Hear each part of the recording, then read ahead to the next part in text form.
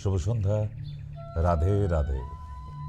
আজকে যে অনুষ্ঠানটা দেখাবো আবার খাতা পেন নিয়ে বসতে হবে আপনাদের, কারণ এখন আবার নতুন করে পড়াশোনা শুরু করেছি আপনাদের জন্য। একটাই কারণ যে মানুষকে সেই নতুন কিছু না দিতে পারলে আমারও মনটা ভালো থাকে না। এবারে যে অনুষ্ঠানটিতে যাব, remedies, it's very common problems for everybody. পেটের প্রবলেম। পেটের এমন একটি অর্গান, যে অর্গানটা সব থেকে বেশি এফেক্টেড হয় বিশেষ করে বাঙালির জন্য। দিস ওয়ান লিভার, রাইট না? লিভারকে বলবো আমরা বেচারা। বেচারার কিছু করার থাকে না, যে যা পাচ্ছে, মানে সে তার খাওয়া দাওয়ার তো মা বাবা নেই, খেয়ে আসছে, আর লিভারকে বলে দেওয়া হচ্ছে তুমি হজম করো, তোমার দায়িত্ব, তুমি আমার পেটের মধ্যে বিরাজ করো, তোমার দায়িত্ব, আমি যা গিলবো তোমাকে হজম করতে হবে। কেন রে বাবা, কেন? একটা লোকের তো সহ্যের সীমা আছে। লিভার ভগবান দিয়েছে বলে তুমি যা খুশি খাবে, ওকে হজম করাতে হবে কেন? প্রচুর সহ্য করে আমাদের, করে না? কিন্তু যখন সহ্যের বাইরে চলে যায়, মানে আপনি দিনের পর দিন বাইরের খাবার খাবেন, দিনের পর দিন আজে বাজে বিয়ে বাড়ি খেয়ে আসবেন, দিনের পর দিন মদ গিলে আসবেন, এইসব করার পর লিভার কাহা তো কত বলতে পারেন যে সহ্য করতে পারে? পারে? পারে না তো।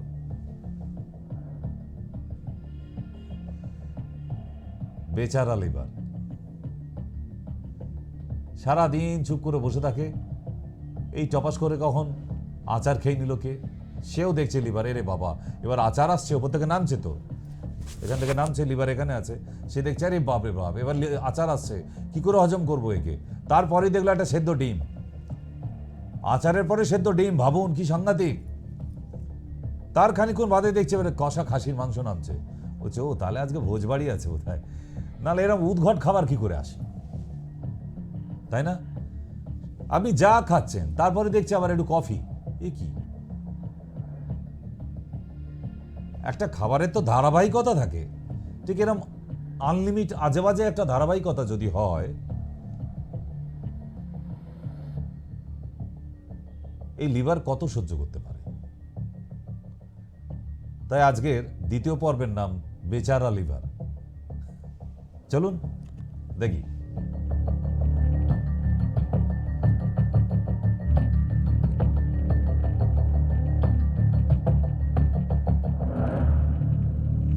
এই হচ্ছে লিভার। আমাদের যে শরীরের 7টা সিস্টেম চলে, তার মধ্যে এটা একটা ডাইজেস্টিভ সিস্টেমের একটা বড় অবদান রেখেছে।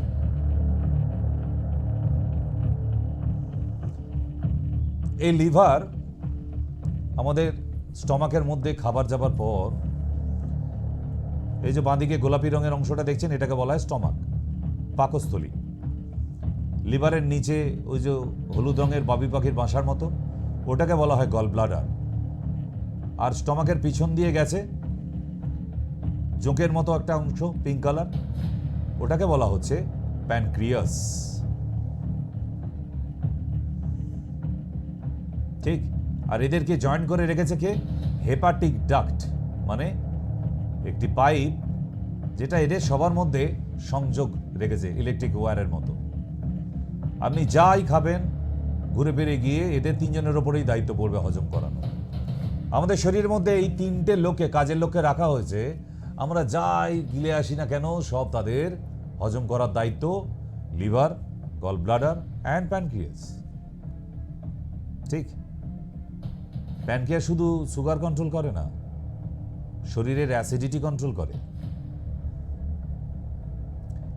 গল ব্লাডার যাদের অ্যাকিউট অ্যাসিডিটি সারাদিন, সেটাকে কন্ট্রোল করে। গল ব্লাডার যখনই দেখবেন খারাপ হচ্ছে, তারই অ্যাসিড সব থেকে বেশি হয়। আর লিভার যত তেল তেল খাবার খাবেন, আচার, তেলে ভাজা, পকোড়া, চর্বিযুক্ত খাবার, খাসির মাংস ইত্যাদি ইত্যাদি, এগুলো মারাত্মকভাবে পেটে গিয়ে তার আন্দোলন শুরু করে দেয়। তাদের আন্দোলনকে থামাতে পারে একমাত্র এই লিভার। যত চর্বিযুক্ত খাবার খাবেন, লিভার যদি হজম করতে না পারে, সে নিজে মরে আপনাকে বাঁচাবার চেষ্টা করে, তার বডিতে ফ্যাট নিয়ে নেয়। কিন্তু আপনাকে মরতে দেবে না। ঠিক যখন দেখবেন আপনার পাড়ায় মুরগিকে বাংলা কাঠিনে ছাড়িয়ে, গরম জলে নয়, একদম সোজা ডাইরেক্ট ছাড়ানো হয়, একটু পাকা মুরগি হলে দেখবেন গায়ে না তার হলুদ হলুদ হলুদ হলুদ চর্বি জমে যায়। এক্স্যাক্টলি লিভারের ওপরে ঠিক ওই রকম চর্বি জমে বাংলা কাঠিনে মুরগি ছাড়াবার পরে, যেটা বডিতে দেখতে পাই। যদি না অভিজ্ঞতা থাকে, কালকে একটা মুরগি এনে টান দিয়ে দিয়ে ছিঁড়ে ফেলবেন, পালকগুলো ছাল শুদ্ধ উঠে যায় যেন, দেখবেন ভিতরে ওরকম হলুদ হলুদ চর্বি জমে। ঠিক লিভারের ওপর ওই ধরনের চর্বি জমে যায়। আর এই লিভারে যদি কিছু ঘটনা ঘটে যায়, আমরা চিনব কিভাবে? একটাই রাস্তা আছে, আল্ট্রাসাউন্ড।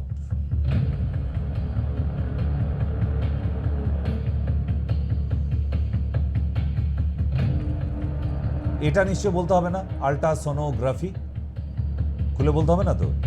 আমি শর্টে লিখে দিয়েছি ইউএসজি। আর একটা বড় কথা হলো, ভালো করে খেয়াল করবেন, এখন যারই আপনি আল্ট্রাসোনোগ্রাফি করাতে যান না কেন, একটা লাইন কমন লেখা থাকে আগে থাকতেই, ফ্যাটি লিভার। যে ইউএসজি করাবে তার উপরে একটা লাইন লেখা আছে ফ্যাটি লিভার।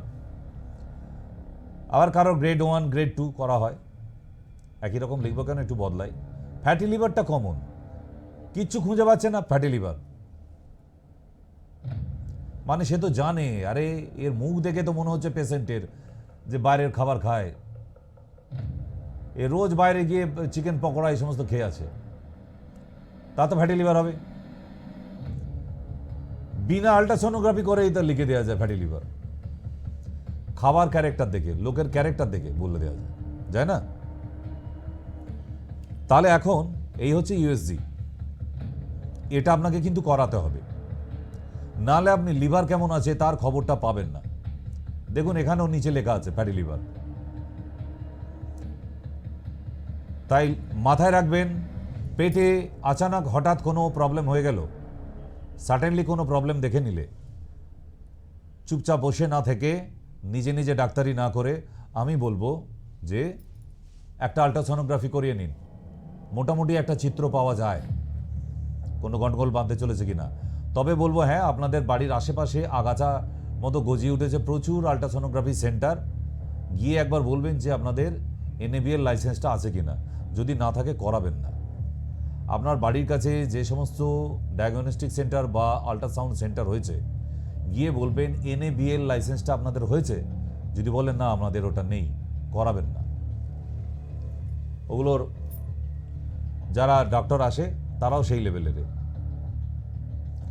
প্রচুর ভুল এরকম রিপোর্ট আমরা পাই, প্রচুর, এভরিডে কোনো না কোনো রুগীর হাতে দেখি এরকম ভুল রিপোর্ট। তাই আল্ট্রাসোনোগ্রাফিটা অলওয়েজ কোনো ব্র্যান্ডেড জায়গায় করবেন, পয়সা খরচা একবারই করবেন, বারবার লাগে না।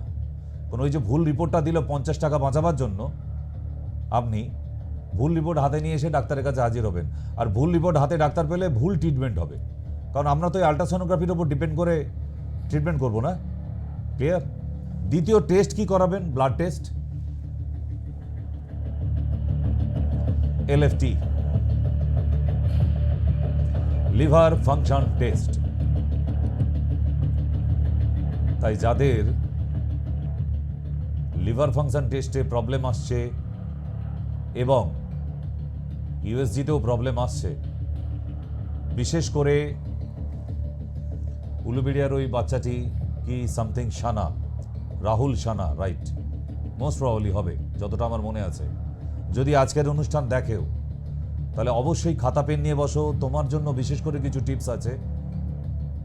ছোট্ট একটি বাচ্চা, তার 34 বিলিরুবিন উঠে গিয়েছিল।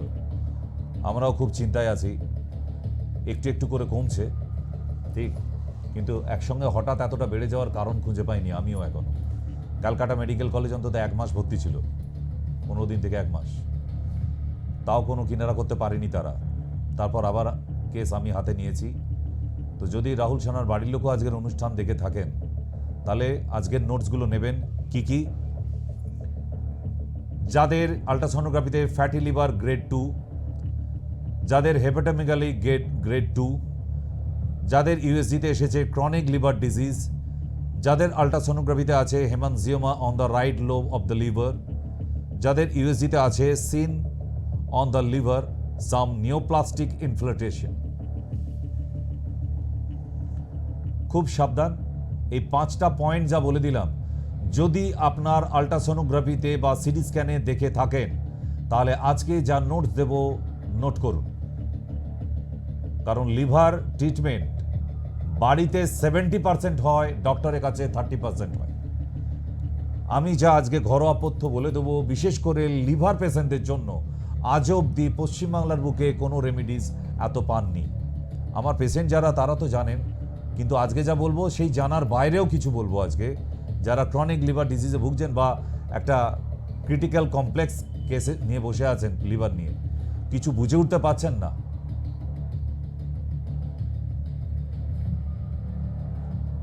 স্টেন বসানো হয়ে গেছে তাও বিলিরুবিন নামছে না,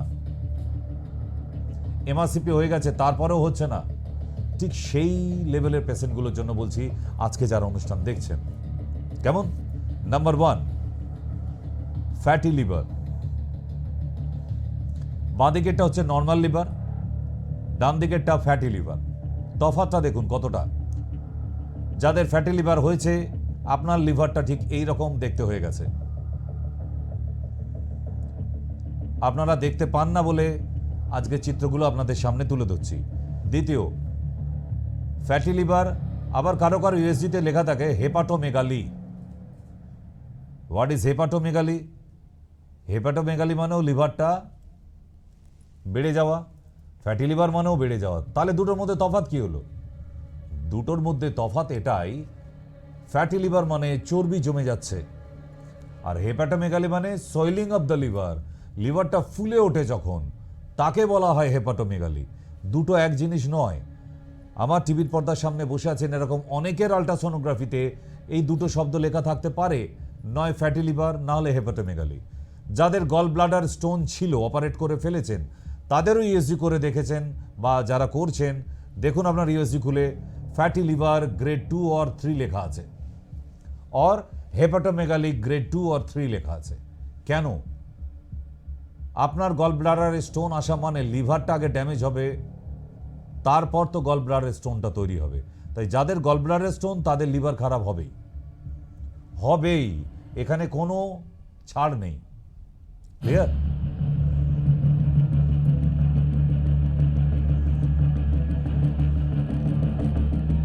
যাদের ফ্যাটি লিভার হয়ে যাচ্ছে তাদের পেটটা ঈষৎ ফুলে থাকবে। আজকের রাতে আয়নার সামনে দাঁড়িয়ে শুতে যাওয়ার আগে দেখে নেবেন আপনার পেটটা কি ঈষৎ ফুলে থাকছে। So your fatty liver disease person. আমার ডায়াগনোসিস ভুল নেই, আমি রিপোর্ট অনেক কম দেখি, রোগীটার কথা বেশি শুনি এবং তার মরফোলজিক্যাল সিমটমসগুলো বেশি দেখি। সো অবভিয়াসলি সাম ডিফারেন্স। বন্ধু, এক করার চেষ্টা করবেন না। তাই ফ্যাটি লিভার যাদের আছে ব্যাপারটাকে এত ইজিভাবে নেবেন না।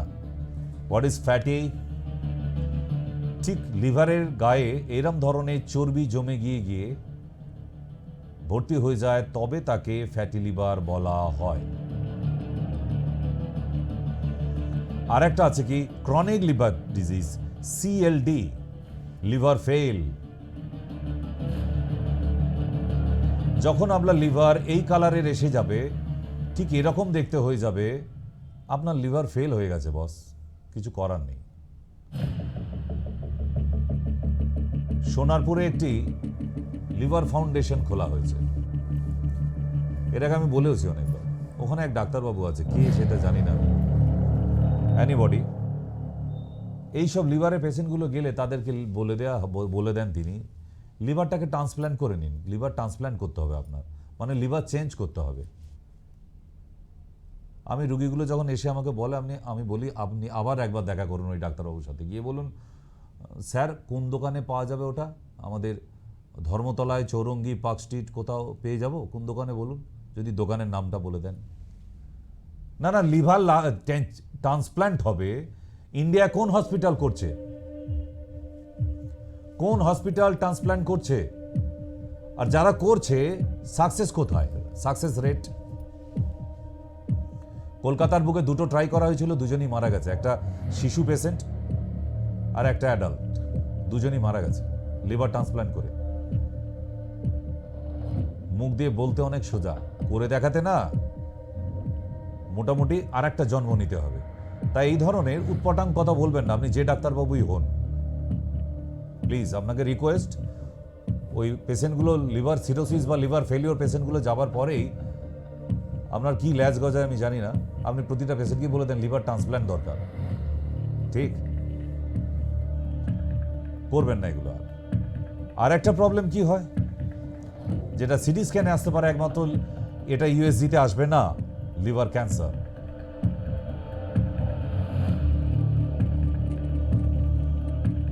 লিভার পেশেন্ট, এই ক্যান্সার পেশেন্টকে কিছুদিন বেশি বাঁচিয়ে রাখতে পারি আমি, সুস্থ করা আমার পক্ষে সম্ভব নয়। আমি কেন, ভারতবর্ষের কোনো ডাক্তার যদি সুস্থ করে দেখাতে পারে, একটু বেশি দিন বাঁচিয়ে রাখবো। যদি অ্যালোপ্যাথি ডক্টর আপনাকে 3 মাস বলে, আমি 1 বছর বাঁচিয়ে রাখার ক্ষমতা রাখি, সে যেমন করি হোক। সেই মেটেরিয়ালস মেডিসিন আয়ুর্বেদের মধ্যে আছে, শুধু আমি কেন, যে কোনো আয়ুর্বেদ ডক্টরই পারবে। আয়ুর্বেদ একটা মানুষের বাঁচার লাস্টিং পিরিয়ডকে বাড়িয়ে দিতে পারে, বাট ক্যান্সার যেহেতু কিওর করা পসিবল নয়। যদি কোনো ডাক্তার আজকের ডেটে বলে আপনাকে ক্যান্সার সুস্থ করে দিচ্ছে, সেটাও ইডিয়েট, আপনিও ইডিয়েট। রাগ করবেন না, আমি এরকম সরাসরি একটু চাঁচা ছোলা বলে দিই, কারণ ডাক্তারও তখন ডাকাত হয়ে গেছে, আপনাকে লুটবে, আর আপনিও লোটাবার জন্য দৌড়াচ্ছেন। ক্যান্সার সুস্থ হয় না, এটা কতবার আর কত রকমভাবে আপনাদের জানাবে আর জানাতে হবে। শুধু আমি বলছি না, সারা পৃথিবী বলছে। এরপরেও যদি আপনি কারো ডাক শুনে দৌড়ান যে ওখানে ক্যান্সার ভালো হয়ে যাচ্ছে, লিভার ক্যান্সার বিশেষ করে, তাহলে you are most idiot, foolish. মরতে যাচ্ছেন ওখানে, যাওয়া একটু নর্মাল বেশি দিন বেঁচে থাকতেন, আর একটু তাড়াতাড়ি মরার জন্য যাচ্ছেন। রাগ করবেন না, জিনিসগুলোকে মাথায় নেবার চেষ্টা করুন। কারণ আমি যে এবারে যেগুলো বলতে যাচ্ছি, খাতা পেনে নোট করুন, কারণ আমার সাথে আবার দেখা হবে সেই রবিবার।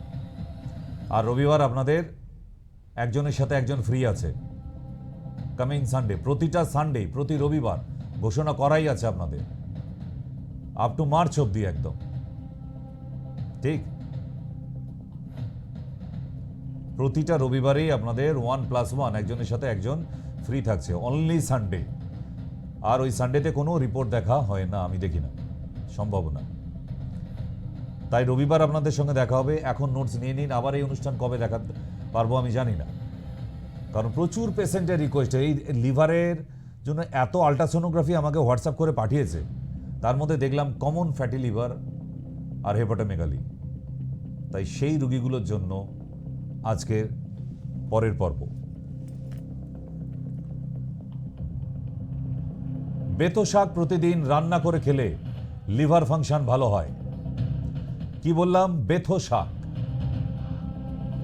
শাকটাকে এত ঘেন্না করবেন না, লিভার ফাংশন ঠিক করার জন্য মারাত্মক ওষুধ।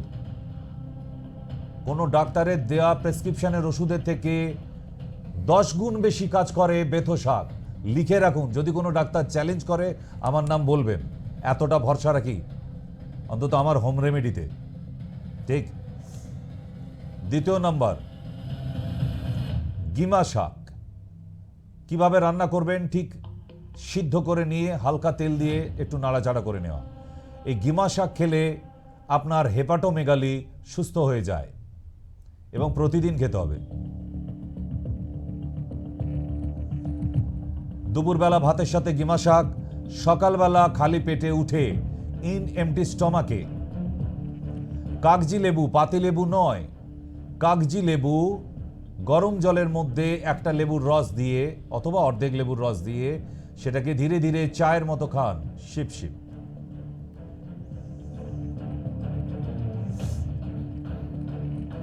লেখা হয়েছে। নেক্সট যাই। ফর ফ্যাটি লিভারের জন্য পেঁপে গাছের আঠা বাঁদিকে, পেঁপে গাছের আঠা বের করে নিন 1 চামচ, চিনি 1 চামচ, আর গরম জল 1 গ্লাস। তার মধ্যে ভালো করে মেশান, উষ্ণ গরম জল মিশিয়ে একদম মিলিয়ে যাবে চিনি। তারপর সেটাকে চায়ের মতো ধীরে ধীরে খেতে থাকুন।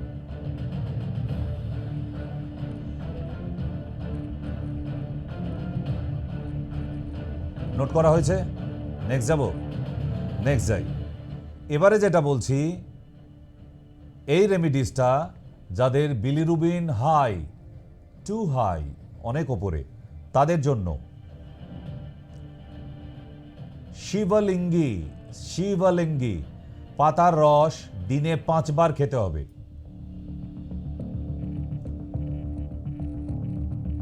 শিউলি গাছের পাতার মতো অনেকটা দেখতে,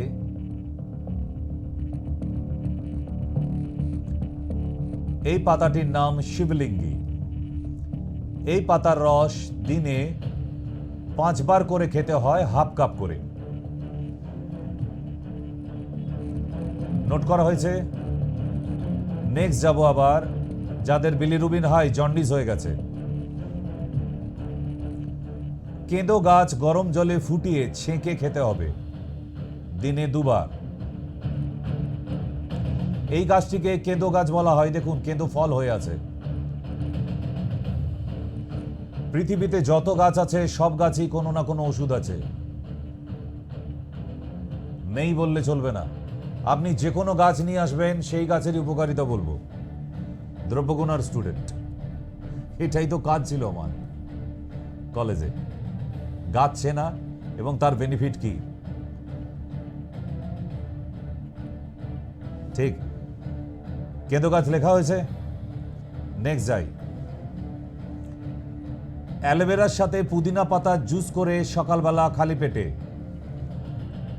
এতে লিভার অনেক সময় গরম হয়ে যায়, পেট গরম হয়ে যায়, তাদের জন্য মারাত্মক ফলপ্রসূ। হ্যাঁ, মারাত্মক রেজাল্ট দেয়।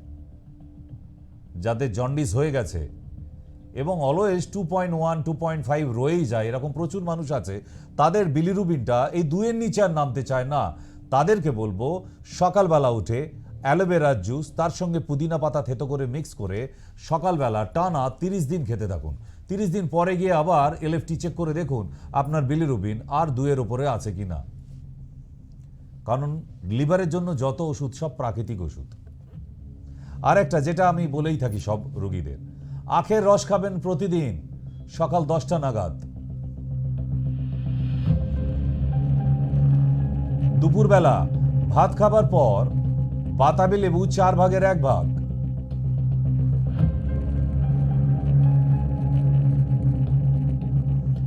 যাদের বিলিরুবিন 10-এর উপরে, তাদের জন্য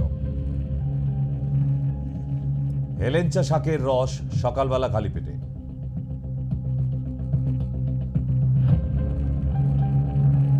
হেলেঞ্চা, হিংচে বলে যাকে, হিংচে, সেই হেলেঞ্চা শাক, এর যে কত রেজাল্ট আছে,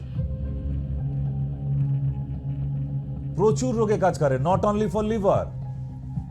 হেলেঞ্চার রস খেলে আবার চোখের দৃষ্টিশক্তি ফিরে আসে, জানেন? যারা ঝাপসা দেখে তারা যদি আবার এই হেলেঞ্চা শাকের রস খেয়েই যায় 1 মাস 2 মাস টানা হাফ কাপ করে, এই ঝাপসা দৃষ্টিশক্তি ঝকঝকে হয়ে যাবে।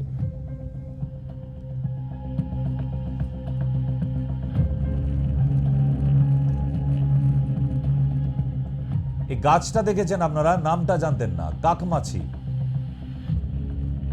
অনেকে কাকামাছিও বলে। এই কাকমাছি পাতার রস মাটির পাত্রে গরম করে ছেঁকে খেলে 10-এর উপরে বিলিরুবিনকেও নিচে নামতে সাহায্য করে।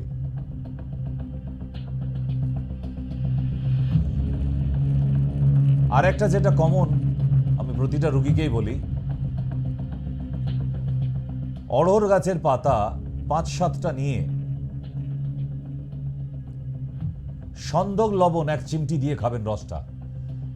অড়হর গাছের পাতার রস যদি করে খেতে চান তাহলে 1 চামচ রস, তাতে 1 চিমটি সন্দক লবণ দিয়ে যাদের বিলিরুবিন 10-এর ওপরে তারা খাবেন প্রতিদিন সকালবেলা একবার খালি পেটে। আচ্ছা, আমি যত রেমেডি বলে গেলাম সব একসঙ্গে খেয়ে ফেলবেন না যেন, যে কোনো একটি। এটার সাথে আখের রস খাওয়া যায়, এটার সাথে বাতাবি লেবু খাওয়া যায়, এটার সাথে টক দই খাওয়া যায়। প্রতিদিন 4টে রেমেডিজ নেওয়া যায় যাদের বিলিরুবিন হাই। মাথায় ঢুকেছে মোটামুটি? নোট করেছেন? যদি নোট করা না যায়, লিখতে পারেননি হয়তো, তাহলে আবার ফেসবুকে চলে যান। আজকে যারা নতুন দেখছেন তারা তো জানতেন না, ফেসবুকে গিয়ে পেজটা খুলুন। আমাদের পেজের নাম হচ্ছে সবই মায়া, SOB মায়া। সবই মায়া পেজে দেখতে পাবেন এই অনুষ্ঠানটাই চলছে। ঠিক? তাহলে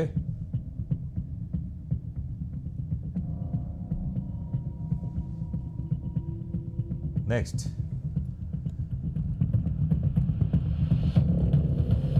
আজ তবে এইটুকু থাক, বাকি কথা পরে হবে। আজকের জন্য বিদায় নিতে হচ্ছে। আজকে সবাই রাধে রাধে।